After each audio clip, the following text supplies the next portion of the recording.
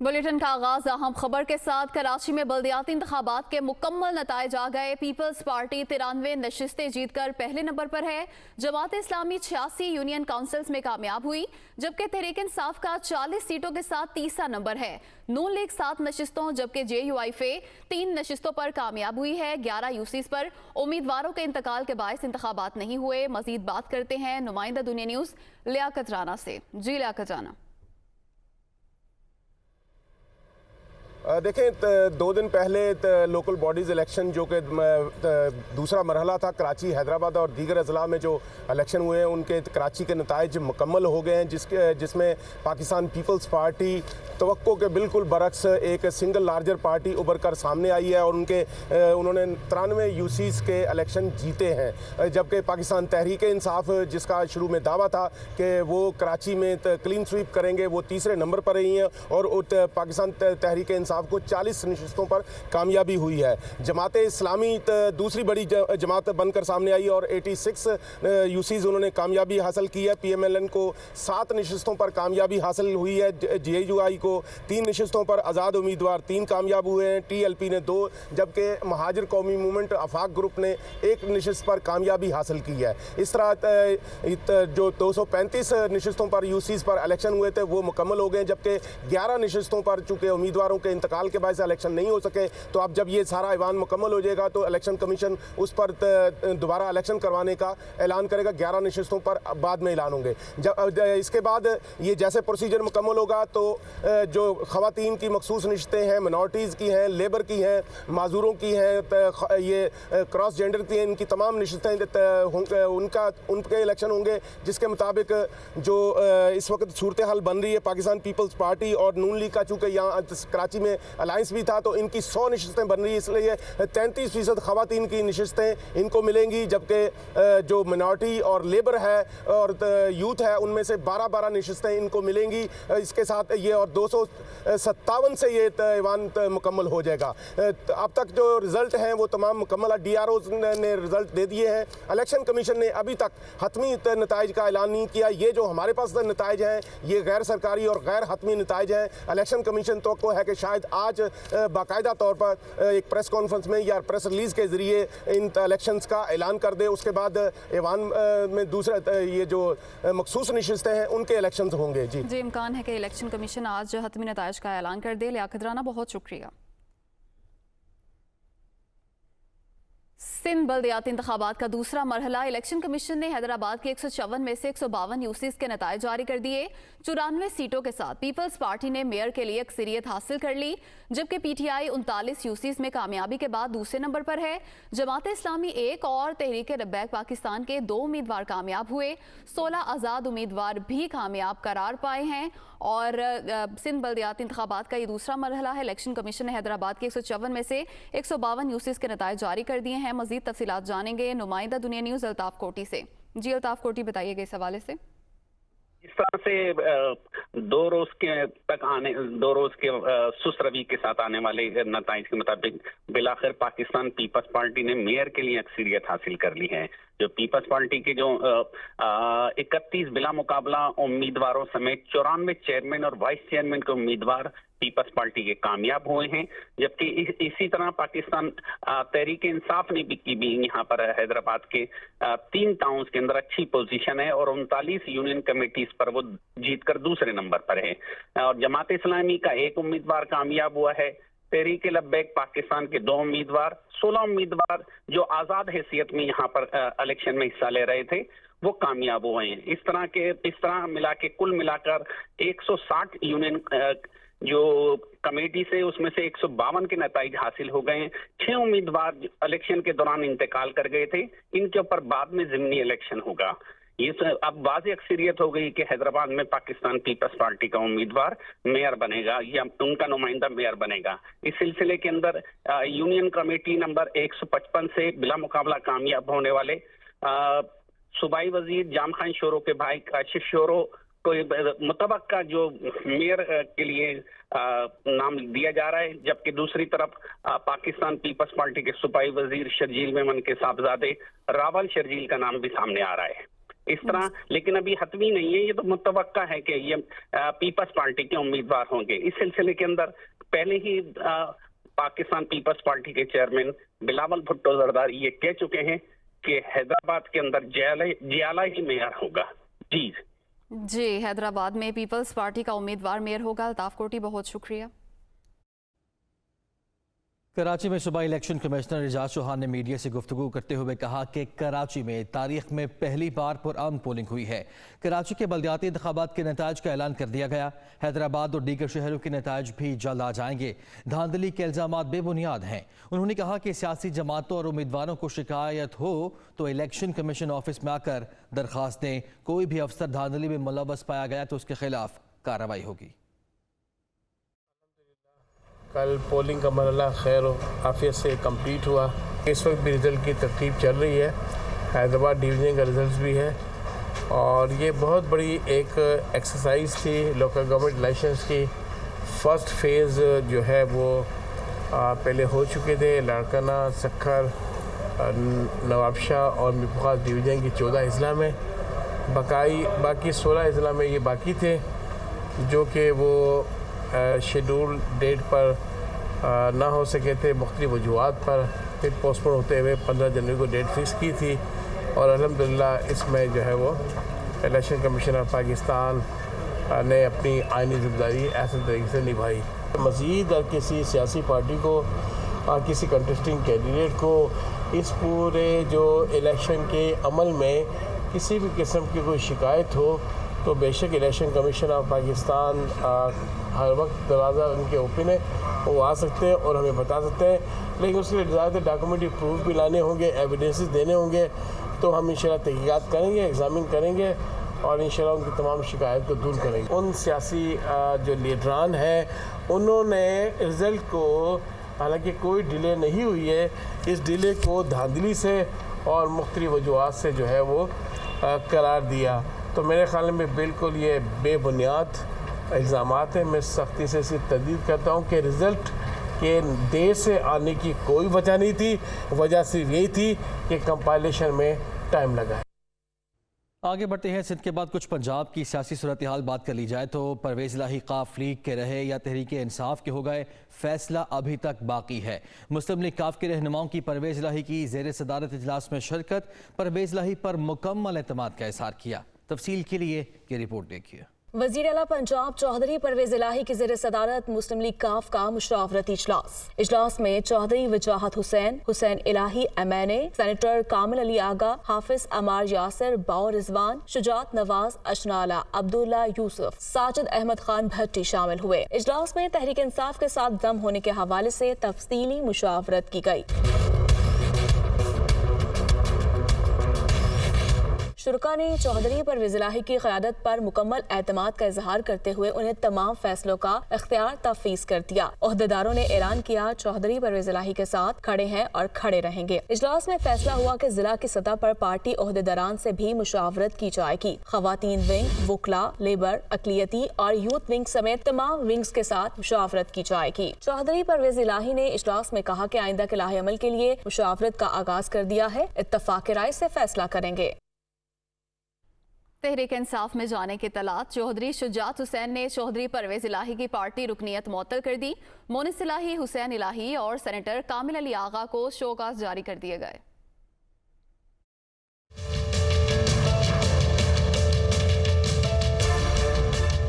वज़ीर पंजाब चौधरी परवेज़ इलाही और मोनिस इलाही के तहरीक इंसाफ के साथ नई सबबंदी के मामला। चौधरी शुजात हुसैन भी इन एक्शन। पार्टी के सूबाई सदर चौधरी परवेज़ इलाही की रुकनियत मुअत्तल कर दी। मुस्लिम लीग काफ का चौधरी शुजात हुसैन की ज़ेर सदारत हंगामी इजलास हुआ। पार्टी के सेक्रेटरी जनरल तारिक बशीर चीमा, सालिक हुसैन और शाफी हुसैन शरीक हुए। इजलास में चौधरी परवेज़ इलाही के गुज़श्ता रात के काफ लीग को PTI में जम करने के हवाले से बयान का नोटिस लिया गया। परवेज़ इलाही ने कहा था कि मोनिस इलाही की भी ख्वाहिश है कि PTI में जम हो जाए।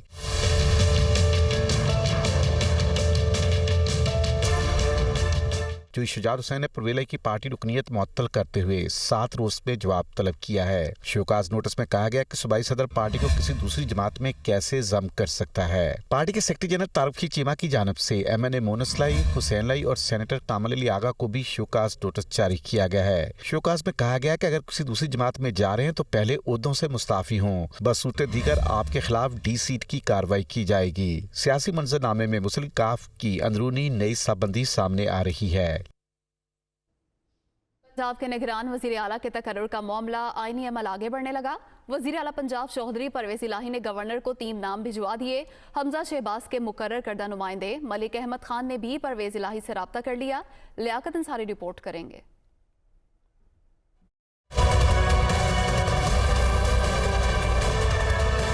वज़ीर आला पंजाब चौधरी परवेज़ ने निगरान वज़ीर आला के तकर्रुर के लिए गवर्नर पंजाब को खत लिखकर 3 नाम तजवीज़ कर दिए। वज़ीर आला पंजाब ने हुकूमती इत्तेहाद की जानिब से सरदार अहमद नवाज खेरा, नासिर महमूद खोसा और मोहम्मद नसीर खान के नाम तजवीज़ किए। गवर्नर पंजाब की तरफ से 14 जनवरी की शब निगरान वज़ीर आला के नामों के लिए वज़ीर आला पंजाब और अपोजिशन लीडर को खत लिखा गया था। दूसरी जानब गवर्नर ने निगरान वज़ीर आला के लिए नाम मिलने की तस्दीक भी कर दी। अपने ट्वीट में मोहम्मद बलीगुर रहमान ने कहा कि निगरान वज़ीर आला के लिए मसूल नाम opposition leader Punjab assembly Hamza Shahbaz को भेज रहा हूँ। ख्वाहिश है कि दोनों लीडर मुकर्रर वक्त पर किसी एक नाम पर मुत्तफिक हो जाएं। तहरीक इंसाफ की जानिब से दिए जाने वाले 3 नामों में नासिर महमूद खोसा ने जिम्मेदारी लेने से माजरत की है। नून लीग के ख्वाजा आसफ ने भी नासिर महमूद खोसा की जानिब से माजरत की तस्दीक की है। ख्वाजा आसफ ने ट्वीट में कहा कि नासिर खोसा की काबिलियत, असूल पसंदी और दयानतदारी मुसल्लमा है। हमने उनसे राब्ता किया कि फ्री कैन की तरफ से मुतफिका निगरान वज़ीर आला का ओहदा कबूल करें, मगर उन्होंने इस तजवीज़ से इत्तफाक नहीं किया और माजरत की है। हुकूमती इत्तेहाद के पैनल में एक और नाम अहमद नवाज खेरा का है, जो हाजिर सर्विस ब्यूरोक्रेट हैं। फवाद चौधरी का कहना है कि हाजिर सर्विस ऑफिसर की बतौर निगरान वज़ीर आला तकर्री में आईनी तौर पर कोई रुकावट नहीं। इधर हमजा शहबाज के मुकर्रर करदा नुमाइंदे मलिक अहमद खान ने भी वज़ीर आला पंजाब चौधरी परवेज़ से टेलीफोनिक राब्ता किया है। मलिक अहमद खान का कहना था कि जल्द निगरान वज़ीर आला के लिए नाम तजवीज़ कर देंगे। तो निगरान वज़ीर आला के तकर्रुर का ये मामला है। वज़ीर आला पंजाब और अपोजिशन लीडर के दरमियान मुशावरत का आज आखिरी रोज़ है। आज रात 10:10 पर वज़ीर आला और अपोजिशन लीडर की मुशावरत का आईनी वक्त ख़त्म हो जाएगा। गवर्नर पंजाब ने 14 जनवरी की शब वज़ीर आला और अपोजिशन लीडर को मुशावरत के लिए ख़त लिखा था। अपोजिशन के नाम ताहाल सामने नहीं आ सके हैं, जबकि हुकूमती इत्तेहाद ने अहमद नवाज सुखेरा, नासिर खोसा और नसीर खान के नाम गुज़िश्ता रोज़ गवर्नर को तजवीज़ किए थे। इसी बारे में बता लेते हैं, हमारे नुमाइंदे लियाकत अंसारी हमारे साथ मौजूद हैं। लियाकत, आज रात तक अगर नाम सामने नहीं आते, अगर अपोजिशन की जानिब से ये अमल आगे कैसे बढ़ेगा?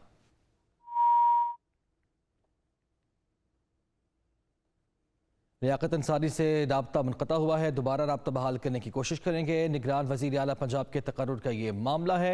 वज़ीर आला पंजाब और अपोजिशन लीडर के दरमियान मुशावरत का आज आखिरी रोज़ है। आज रात 10:10 पर वज़ीर आला और अपोजिशन लीडर की मुशावरत का आईनी जो वक्त है वो ख़त्म हो जाएगा। गवर्नर पंजाब ने 14 जनवरी की शब वज़ीर आला और अपोजिशन लीडर को मुशावरत के लिए ख़त लिखा था। इसी बारे में बात कर लेते हैं। नुमाइंदा ख़ुसूसी लियाकत अंसारी हमारे साथ मौजूद है। लियाकत, आगाह कीजिएगा।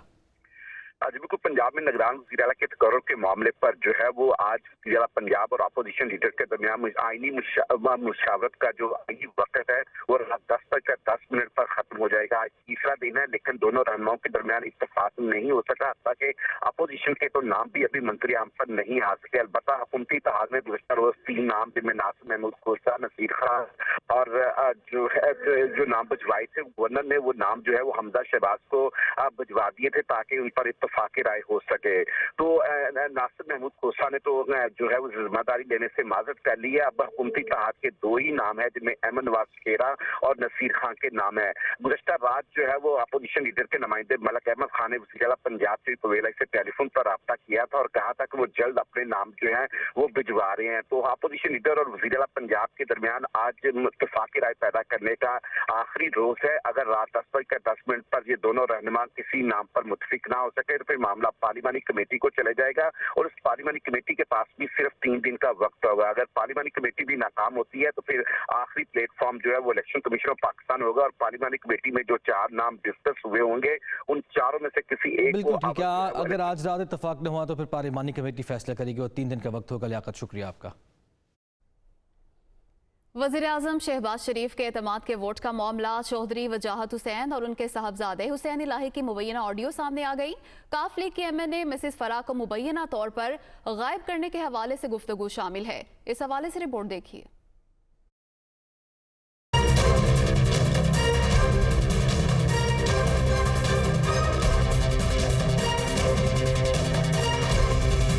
वज़ीर आज़म शहबाज शरीफ के एतमाद के वोट का मामला मुस्लिम लीग काफ पंजाब में कामयाबी के बाद विफाक के महाज पर सरगर्म। चौधरी वजाहत हुसैन और उनके साहबजादे हुसैन इलाही की मुबैना ऑडियो सामने आ गई। ऑडियो में काफ लीग की खातून MNA को मुबैना तौर पर गायब करने के हवाले से गुफ्तगू शामिल है।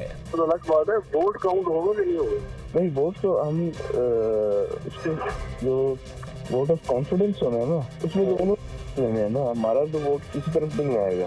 उन्होंने 186 पूरे करने हैं ना, नहीं 172, 173 पूरे करने हैं नेशनल असेंबली में। पार्लियामानी पार्टी उनके पास है, अभी पार्लियामानी लीडर तो मोनिस भाई हैं, लेकिन उनके पास 3 है और हम 2 हैं नेशनल असेंबली में। तो वो एक जनानी गायब कर देंगे। हाँ, ये है कि जनानी को थोड़ा सा ड्राइव धमकाएं कि तुम गायब हो जाए तो फिर कुछ नहीं होगा। मुबैना ऑडियो के मुताबिक काफ लीग के पार्लियामानी लीडर मोनिस इलाही हैं। उन्हें मुबैना तौर पर आइडिया देते हैं कि खातून MNA को कहीं छुट्टियों पर भेज दें।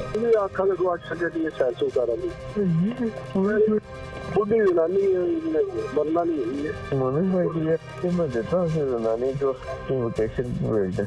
जनानी को गायब करने का 10 मिनट लगने हैं उसको बैग लाहौर में आके दम करते। ऑडियो में दोनों रहनुमाओं को मुबैना तौर पर यह कहते भी सुना जा सकता है कि खातून को थोड़ा डराया धमकाया जाए कि वो गायब हो जाए, फिर माहौल बन जाएगा। उधर खैबर पख्तूनख्वा असम्बली की तहलील के लिए समरी आज भिजवाई जाएगी। पेशावर से आपको आगाह कर रहे हैं वज़ीर आला महमूद खान आज असम्बली तहलील की एडवाइस गवर्नर को इरसाल कर देंगे। गवर्नर के दस्तखत ना करने पर असम्बली जुमेरात तक खुद ही तहलील हो जाएगी। आपको आगाह कर रहे हैं खैबर पख्तूनख्वा असम्बली की तहलील का ये मामला। तफसीलात जान लेते हैं, हमारे नुमाइंदे आमिर जमील हमारे साथ मौजूद हैं। आमिर, आगाह कीजिएगा। जी बिल्कुल, चेयरमैन पाकिस्तान तहरीक इंसाफ इमरान खान की हिदायत पर आज मुमकिना तौर पर खैबर पख्तूनख्वा असम्बली को तहलील करने के लिए समरी गवर्नर को भिजवा दी जाएगी। आज वज़ीर आला खैबर पख्तूनख्वा महमूद खान शाम तक मुमकिना तौर पर समरी तैयार कर लेंगे और उसके बाद समरी को गवर्नर की तरफ अरसाल कर दिया जाएगा। गवर्नर के दस्तखत के बाद खैबर पख्तूनख्वा असम्बली तहलील हो जाएगी। तहम अगर गवर्नर की जानिब से दस्तखत न किए गए तो जुमेरात तक खैबर पख्तूनख्वा असम्बली खुद ब खुद जो है वो तहलील कर दी जाएगी। दूसरी जानिब आज इसी हवाले से काबीना का इजलास भी तलब किया गया है। 19 नकाती एजेंडे में जहां पर 20 बुलेट प्रूफ गाड़ियों की ख़रीदारी की शामिल है, वहीं कई दीगर सरकारी उमूर की मंजूरी भी दी जाएगी। और इसके साथ साथ तवक्को ये की जा रही है कि ये खैबर पख्तूनख्वा काबीना का इजलास आखिरी और इख्तितामी इजलास होगा। जी वेलकम बैक। सिंध में सैलाब मुतासरीन की बहाली के लिए निगरान कमेटियां बनाने के मामले पर सुप्रीम कोर्ट का फैसला। सुप्रीम कोर्ट ने जजेस को शहरी कमेटियों की सरबराही से हटा दिया। शहरी कमेटियां अपना काम कानून के मुताबिक जारी रखेंगी। सुप्रीम कोर्ट की जानिब से अहकामात जारी किए गए हैं। सिंध में सैलाब मुतासरीन की बहाली के लिए निगरान कमेटियां बनाने के मामले पर सुप्रीम कोर्ट का फैसला। तफसीलात जानेंगे नुमाइंदा दुनिया न्यूज़ आमिर सईद अब्बासी से। जी आमिर, बताइएगा। देखिए, सिंध में जो मुतासरीन की बहाली है सैलाब मुतासरीन की, उनके लिए जो शहरी कमेटियां हैं उस पर सिंध हाई कोर्ट ने सिविल जजेस को उनकी सरबराही जो है वो दे दी थी, जिस पर सिंध हुकूमत ने इस फैसले को सुप्रीम कोर्ट में चैलेंज किया था और ये कहा था कि ये एग्जेक्टिव के मामलात में मुदाखलत होगी जुडिशरी की तरफ से, जिस पर सुप्रीम कोर्ट ने आज तफसीली फैसला जारी कर दिया है और ये कहा है कि सिविल जजेस को शहरी कमेटियों की सरबराही पर तैनात नहीं किया जा सकता, लिहाजा जजेस को इन शहरी कमेटियों से हटा दिया गया है जो सैलाब मुतासरीन की बहाली के काम की निगरानी करेंगी। इस हवाले से अब सुप्रीम कोर्ट ने यह कहा है कि यह तमाम तर जो इख्तियार है ये शहरी कमेटियों के पास है। ताहम सुप्रीम कोर्ट ने कहा कि इन कमेटियों में जो ऐसे तबका है जिनकी नुमाइंदगी नहीं है, जैसे खवातीन हैं, उनको भी इन कमेटियों में शामिल किया जाए और तमाम जो रिलीफ का वर्क है उसमें शहरी कमेटियाँ इंतजामिया के साथ मिलकर अपना काम जारी रखेंगी। ताहम अब अदलिया उसमें किसी किस्म की मुदाखलत नहीं करेगी और ना ही सिविल जजेस या सेशन जजेस इनको सुपरवाइज करेंगे। सुप्रीम कोर्ट ने यह तफसीली फैसला जारी किया किया है। इस पे इजाफी नोट लिखा है जस्टिस मंसूर अली शाह ने 5 सफ़ात पर मुश्तमिल, और उन्होंने ये कहा है कि इस वक्त पाकिस्तान को जो सबसे बड़े चैलेंज का सामना है वो मौसमियाती तब्दीलियों से होने वाली तबाही है। लिहाजा पाकिस्तान को इस वक्त इस अहम काम के लिए नेशनल स्ट्रेटजी बनानी होगी, और इसमें जो NDMA है और वजारत मौसमियाती तब्दीली है, इन तमाम इदारों को फैसला जारी कर दिया है। आमिर, बहुत शुक्रिया। वज़ीर ख़ज़ाना इसहाक़ डार ने ECC का इजलास आज तलब कर लिया है। 6 निकाती एजेंडे पर गौर किया जाएगा। किसान पैकेज के तहत 5 साल पुराने ट्रैक्टर्स कम ड्यूटी पर दरामद करने की मंजूरी का भी इम्कान है। इसके साथ साथ कराची सनती स्टेट की सड़कों की मरम्मत के लिए तकनीकी ज़िमनी ग्रांट की मंजूरी का भी इम्कान है। तफसीलात जान लेते हैं, हमारे नुमाइंदे मुदस्सिर अली राना हमारे साथ मौजूद हैं। मुदस्सिर, आगाह कीजिए। जी, वज़ीर ख़ज़ाना इसहाक़ डार की ज़ेर सदारत इक़्तिसादी राब्ता कमेटी का इजलास आज होगा और ECC इजलास में 6 निकाती एजेंडे पर गौर किया जाएगा। जो एजेंडा मौसूल हुआ है उसके तहत ECC इजलास में किसान पैकेज के तहत 5 साल पुराने ट्रैक्टर्स कम ड्यूटी पर दरामद करने की मंजूरी का इम्कान है। जो किसान होंगे और जो इम्पोर्टर्स हैं वो 5 साल पुराने ट्रैक्टर्स को इम्पोर्ट कर सकेंगे और उन पर जो टैक्सेस की शरह है उसमें कमी की जाएगी। इसके अलावा जो ECC इजलास में दूसरा एजेंडा है उसमें बताया गया है कि कराची सन्नती स्टेट की सड़कों की मुरम्मत के लिए तकनीकी ज़मीनी ग्रांट की मंजूरी का इम्कान है। ढरकी पावर होल्डिंग लिमिटेड के लिए 49 लाख डॉलर की सरमायाकारी की मंजूरी का भी इम्कान है। इसके साथ ही आज ECC इजलास में रवा माली साल के लिए पावर डिवीजन को 30 करोड़ रुपए की तकनीकी ज़मीनी ग्रांट की मंजूरी दिए जाने का इम्कान है। जी, शुक्रिया आपका मुदस्सिर। नए नैब कानून के बाद करप्शन केसेस खत्म होने का सिलसिला जारी है। जाली बैंक अकाउंट्स केसेस के 14 करप्शन रेफरेंसेस खत्म कर दिए गए। मजीद तफसीलात जानेंगे नुमाइंदा हसीब मलिक से। जी हसीब मलिक, बताइएगा इस हवाले से क्या तफसीलात हैं? हसीब मलिक से रब्ता बहाल करने की कोशिश करेंगे। नए नैब कानून के बाद करप्शन केसेस खत्म होने का सिलसिला जारी है। जाली बैंक अकाउंट्स केसेस के 14 करप्शन रेफरेंसेस खत्म कर दिए गए हैं। नैब कानून में तब्दीली की गई है, उसके बाद से ये सिलसिला जारी है। करप्शन केसेस खत्म होने का, जाली बैंक अकाउंट्स केसेस के 14 करप्शन रेफरेंसेस खत्म कर दिए गए हैं। नए नैब कानून के बाद करप्शन केसेस खत्म होने का सिलसिला जारी है। हसीब मलिक से रब्ता बहाल हुआ है। हसीब मलिक, बताइएगा आपके पास क्या तफसीलात हैं? जी बिल्कुल, ये नैब के नए कानून के बाद करप्शन केसेस खत्म होने का सिलसिला जारी है। जाली बैंक अकाउंट्स केसेस के 14 करप्शन रेफरेंसेस जो हैं वो खत्म कर दिए गए हैं। एहतसाब अदालत ने अब्दुल गनी मजीद के खिलाफ जाली बैंक अकाउंट का 14वां रेफरेंस जो है वो भी नैब को वापस भिजवा दिया है। ये तहरीरी फैसला इस्लामाबाद की एहतसाब अदालत नंबर 1 के जो जज हैं, जज मोहम्मद बशीर की जानिब से जारी किया गया है। फैसले के अंदर कहा गया है कि रेफरेंस के मुताबिक निजी अफराद ने बेनामी कंपनी के जरिए प्लॉट खरीदा था, जबकि प्लॉट की मौलियत 24 करोड़ से के करीब है, जबकि मुलजिमान ने 17 करोड़ 30 लाख रुपए की अदायगी जाली अकाउंट्स के जरिए है जो है वो की थी।